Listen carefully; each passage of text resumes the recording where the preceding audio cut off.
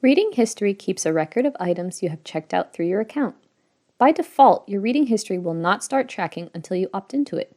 You can do this through your My Account page once logged in.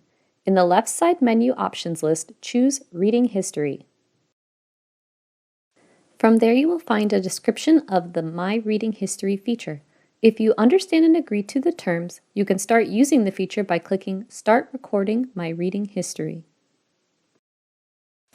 When you first turn on this feature, it will try to import recorded history from the previous catalog if you had it turned on in the past. You can always delete your recorded history up to the present with the Delete All option at the top below the My Reading History title. If you want to permanently erase all history and stop tracking history for the future, use the Stop Recording My Reading History option. This action cannot be undone, and the system will prompt you to confirm your decision.